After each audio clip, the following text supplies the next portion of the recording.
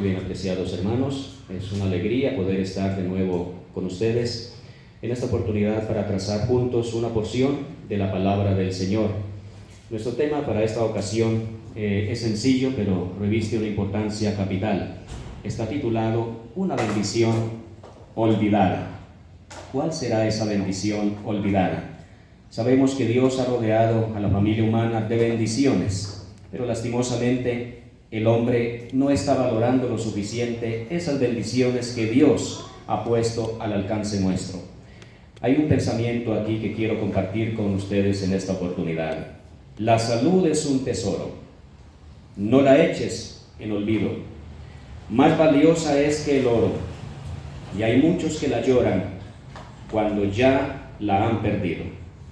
En la mayoría de los casos, las cosas de valor, las cosas preciosas, las cosas importantes, se valoran regularmente cuando ya es demasiado tarde. Y una de las cosas que se valoran así es la bendición de la salud. También otras bendiciones como el perdón, la justificación, la vida eterna, etc. Otras bondades de Dios, el hombre las valora cuando ya ha cruzado los límites y nada puede hacer. Tenemos aquí una pregunta: ¿qué es salud? Es más que la ausencia de enfermedades. Es el funcionamiento armonioso de todas las células, órganos, aparatos y sistemas que conforman el cuerpo humano. Son definiciones elementales acerca del concepto de salud. Es un estado dinámico, un equilibrio biológico y ecológico. Es el bienestar físico, mental y emocional del hombre. Son definiciones bien resumidas respecto de la salud. Ahora, ¿cómo podemos conservarla, siendo que es de tanta importancia para nosotros, siendo que es de tanto valor, es tan trascendental? ¿Cómo podemos conservar la salud? Mediante buenos hábitos alimenticios y un estilo de vida equilibrado. ¿Qué queremos decir con esto? Estamos refiriéndonos a una alimentación sencilla y natural. Nos estamos refiriendo a una actitud mental positiva, porque esto también es parte de la salud. Esto es esencial para que podamos gozar de buena salud. No solo la alimentación, sino también el estado emocional del ser humano. El estado mental es algo que contribuye mucho a la depresión o a salir de la depresión. Entonces, una actitud mental positiva es importante para gozar de ese equilibrio de la salud. El equilibrio en las actividades físicas y mentales. No todo en el ser humano debe ser trabajo agotador y mental. No todo debería ser también trabajo solamente físico. Debe haber un equilibrio, porque así como el cuerpo necesita alimentarse, el cerebro, la mente también necesita una especie de alimento. Equilibrio entre el trabajo y el descanso. El Señor da 2 mandamientos en su palabra. Él dice: 6 días trabajarás, pero también dice: acordarte del sábado para santificarlo. Así que hay un mandamiento para trabajar 6 días y un mandamiento del Señor para descansar 1 de cada 7, que es el santo sábado. Y ahí está el equilibrio, lo que el hombre necesita. No todo debe ser descanso, no todo debe ser tampoco trabajo. Tiene que haber un equilibrio entre lo uno y lo otro. Periodos de recreación y deportes. Sí que necesitamos mucho de esto para poder sacudirnos un poquito del estrés y de la depresión que a veces nos agobia, nos afecta. También la higiene corporal, la higiene del vestuario, del entorno donde nosotros vivimos, de las habitaciones donde nosotros nos conducimos, etc. Ahora, la abstinencia de vicios o malos hábitos es un factor importante también en el cuidado de la salud que tanto debe ser valorado. El peso corporal adecuado, también en esto se requiere una especie de equilibrio. La postura correcta al andar, sentarse y acostarse. Parece mentira, pero estos detalles que estamos mencionando tienen mucho que ver con una salud equilibrada. Beber abundante agua pura. Eso lo hemos estudiado bastante, solamente lo estamos mencionando aquí de paso. Se dice que el 70% del planeta es agua. Y el 70% del cuerpo humano también es agua. Así que no es extraño que se requiera que debemos tomar bastante líquido, pero en los intervalos entre los alimentos. El agua ingerir en abundancia es muy saludable porque oxigena el cerebro, oxigena las células y oxigena la sangre y ayuda también al proceso digestivo. Respirar correctamente.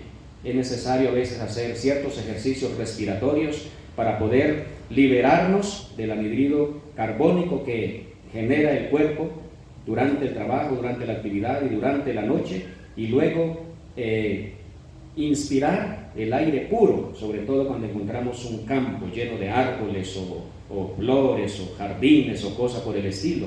Estamos en un buen lugar para nosotros poder hacer esa transformación, liberarnos del aire contaminado y absorber ese aire puro que va a ser fundamental para la regeneración de las células y para gozar de una óptima salud. Ahora, ¿cómo se pierde la salud? Veamos este resumen aquí. Porque el hombre ha quebrantado las leyes naturales de la salud. Como hay unas leyes morales, los 10 mandamientos, que son la ley moral, también hay unas leyes naturales que deben ser tenidas muy en cuenta, y yo creo que las respetaremos solo en la medida en que las conozcamos. Si no conocemos nada de las leyes naturales que Dios ha dejado para regir nuestro ser, entonces es probable que vivamos en desobediencia a estas leyes y a estos principios. La enfermedad no es otra cosa que la consecuencia o el precio que el hombre debe pagar por la transgresión de dichas leyes, ya sea de la ley moral o ya sea de las leyes naturales. Cuando el Señor Jesús sanó a un hombre, le halló después en el templo y le dijo: ya has sido sanado, no vuelvas a pecar para que no te venga una cosa peor. Eso quiere decir que la obediencia, la lealtad a los principios y a las leyes de Dios son factores importantes para gozar de buena salud. Podemos mencionar algunas enfermedades que son muy frecuentes el día de hoy.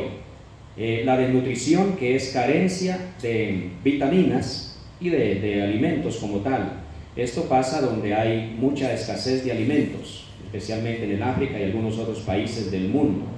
Otra enfermedad muy frecuente es la diabetes. Otra es la hipertensión arterial. En este mundo en que vivimos es muy difícil encontrar personas que estén libres de estas enfermedades que estamos mencionando aquí, porque la desnutrición no solamente la enfocamos a la carencia total de alimentos, sino a la ignorancia para combinar correctamente y de manera balanceada los alimentos. Esto también genera una especie de desnutrición, aún teniendo muchos recursos alimenticios a la mano. La diabetes, la hipertensión arterial, la obesidad, que es conocida también como hipertrofia, ¿no? Cuando los órganos se atrofian y entonces viene una especie de degeneración física. El estreñimiento, el cáncer, entre otros. Acerca de la desnutrición y carencia de vitaminas, es el resultado de una alimentación deficiente y pobre en vitaminas, en sales minerales y todos los nutrientes básicos para el ser humano. Y a esto se le conoce en antropología como hipotrofia. Es decir, los órganos también sufren una compresión, como que se empequeñecen, se debilitan, se empobrecen, y pues por eso tenemos a veces muchos niños raquíticos. La medicina teocrática es un factor muy importante que nosotros deberíamos tener en cuenta. Cuando hacemos historia en el campo de la medicina, en todas las ramas de la medicina, nos encontramos con una rama de la medicina que es la medicina teocrática. ¿Qué quiere decir esto? La medicina teocrática es la medicina de Dios. Y aclaro, en primer lugar, Dios no quería que el hombre viviera enfermo, pero cuando el hombre se metió en problemas y quebrantó las leyes de Dios, desobedeció los principios de la ley de Dios, entonces vinieron muchas consecuencias de esa transgresión. Y una de esas consecuencias fue justamente la enfermedad, el envejecimiento y por último viene la muerte, porque la paga del pecado es la muerte, pero la dádiva de Dios es vida eterna en Cristo Jesús, Señor nuestro. Así que si damos una mirada retrospectiva y analítica a la historia desde sus orígenes en busca de la medicina, nos encontramos con la medicina teocrática. Eso quiere decir que en los comienzos de la historia humana, el médico divino era Dios directamente, y los sacerdotes eran los que ejecutaban las indicaciones expresas de Dios. Eran como aquellos intermediarios, como aquellos medios por los cuales Dios expresaba al hombre su voluntad y les decía lo que tenían que hacer y lo que tenían que dejar de hacer. Ellos eran esos instrumentos intermediarios, pero Dios era el médico supremo. Así que desde el comienzo del Éxodo, los enfermos no eran remitidos a ningún médico, sino a los sacerdotes. Así cuando vemos la historia de la medicina teocrática, vemos que nace en el desierto, porque Dios estaba tratando con una generación ya que tenía que enfrentar los problemas de las enfermedades. Y el Señor no le dijo, bueno, tienen que estudiar medicina, o tienen que haber médicos, o tienen que buscar médicos paganos. No, Dios les enseñó a tener fe en Dios, a ser obedientes, a observar los principios de la salud, y en casos extremos, cuando aparecían enfermedades como las que vamos a mencionar ahora, entonces Dios les decía lo que tenían que hacer, pero tenían que siempre entenderse con los sacerdotes, y Dios orientaba a los sacerdotes. Así que Teo significa Dios, y Krato o Kratos, gobierno, el gobierno de Dios. Es donde se hace la voluntad de Dios por medio de sus líderes, ya sean pastores, maestros, evangelistas, profetas o inclusive apóstoles. En Levítico 13, del 1 al 8, lo vamos a mencionar y vamos a abordar algunos aspectos de manera resumida. ¿Cuál ha sido la enfermedad más antigua y qué directrices dio el Señor a su pueblo? En este capítulo 13 del libro de Levítico nos menciona varias clases de lepra. No vamos a hacer la lectura aquí porque usted lo puede hacer con más calma, con más detenimiento. Entonces, el Señor menciona allí varias clases de lepra.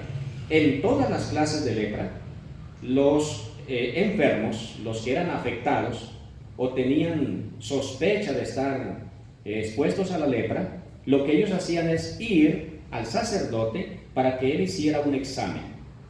Él tenía que hacer un examen, comenzar un proceso de recuperación, de aislamiento y otras medidas preliminares que había que tomarse en cuenta. Y cuando esto andaba en el proceso, entonces llegaba el momento en que el sacerdote lo declaraba limpio. Dios obraba a través de la diligencia de la persona enferma, a través de la fe del sacerdote y a través de los requisitos que eran cumplidos paso a paso para la recuperación. En Levítico 13, 18 también tenemos otro caso. Ya no menciona aquí la lepra, aquí menciona úlceras. Es curioso que Dios mencione varias enfermedades, pero hoy vamos a referirnos solamente a dos de ellas, la lepra y las úlceras. Ahora, también en ambos casos, el ulceroso tenía que remitirse al Señor a través de los sacerdotes. Y ahora un caso de úlcera en los tiempos de Ezequías, que está en Segunda de Reyes, capítulo 20, versículo 7. Segunda de Reyes 27, y está corroborado también en el libro de Isaías, capítulo 38, versículos 21 en adelante. La historia sagrada nos muestra a un rey de Judá, que era el rey Ezequías. Y Ezequías fue desahuciado ya por la ciencia médica, y el Señor mismo le envió un mensajero al profeta Isaías para que le dijera: el Señor ha dicho así, debes poner en orden tu casa porque vas a morir ciertamente, no vas a vivir. Era un mensaje un poquito fuerte para él, y eso lo hizo entristecer muchísimo. Él se dolió mucho por lo que el Señor había ya decretado acerca de él y de su futuro. Así que cuando escuchó esa noticia, que era muy triste, él se humilló delante del Señor, él lloró delante de Dios, él le pidió misericordia, le rogó al Señor que por favor hiciera memoria de las buenas obras que él había hecho. Y entonces el Señor en su misericordia escuchó esa oración, vio esas lágrimas que derramó su siervo Ezequías. Entonces el profeta Isaías le había dado el mensaje y ya se estaba regresando. Pero cuando estaba saliendo ya en el patio, Dios le dice: debes regresar a mi siervo Ezequías y decirle que yo escuché su oración, que yo atendí a esa súplica y que he decidido prolongarle su vida por 15 años más. Y le prolongó la vida por 15 años más. Pero hay algo interesante que queremos mencionar aquí en esta oportunidad. Aunque Dios le dio la certeza, la seguridad de que iba a ser sanado y que iba a tener una vida prolongada de 15 años más, aún así, el profeta Isaías les dijo: tomen masa de higos, pónganla en la úlcera, en la herida, y la herida sanará. Esas fueron las palabras del profeta. Hagan esto y la herida sanará. Lo hicieron tal como el profeta lo indicó, y el resultado fue la restauración total. Cuando nosotros abordamos el tema de la medicina y la forma como Dios interviene, también cuando el Señor Jesús en el Nuevo Testamento hace muchos milagros, podríamos pensar que su palabra era suficiente, y lo es, pero Él siempre ha querido dejar lecciones para su pueblo que no pueden ser desdeñadas, que no pueden ser dejadas de lado, que deben ser muy valoradas y muy apreciadas. El Señor Jesús usó, por ejemplo, la geoterapia, el uso de la arcilla. Hizo ese pequeño lodo con la saliva y un poco de polvo, aplicó en los ojos del ciego esa pequeña crema, le ordenó irse a lavar en el estanque de Siloé, y el enfermo fue a lavarse y regresó bien, completamente curado. La palabra de Jesús en ese caso hubiera sido más que suficiente, pero Él ha querido siempre relacionar nuestros esfuerzos y nuestra fe con los medios naturales en los cuales hay virtudes y propiedades curativas. Y como pueblo de Dios tenemos que saber esto, tenemos que conocer estos recursos que Dios ha dejado en medio de la naturaleza. Cuando aquel hombre de Siria, aquel general de Siria, Naamán, fue sanado, también se utilizó simplemente la hidroterapia, el agua del río Jordán, pero la fe era lo determinante ahí. Lo uno sin lo otro no daría resultados, pero si se hacía lo que Dios decía, exactamente como Él lo había dicho, y se le aplicaba la fe, se añadía la fe, entonces los resultados debían verse. Y en todos los medios curativos que Dios ha dejado, tenemos que aplicarle la fe, y también tenemos que hacer las cosas correctamente para poder ver resultados. Ese fue el caso de esta experiencia de Ezequías. Y acerca de los higos, pues tenemos datos también en el campo de la antropología que nos enseñan que los higos tienen propiedades curativas, y ya vimos allí en la historia sagrada de la úlcera de Ezequías. La herida sanó, los tejidos se restauraron y vino la sanación absoluta y completa. Así que es muy indicado el higo como fuente de fibra.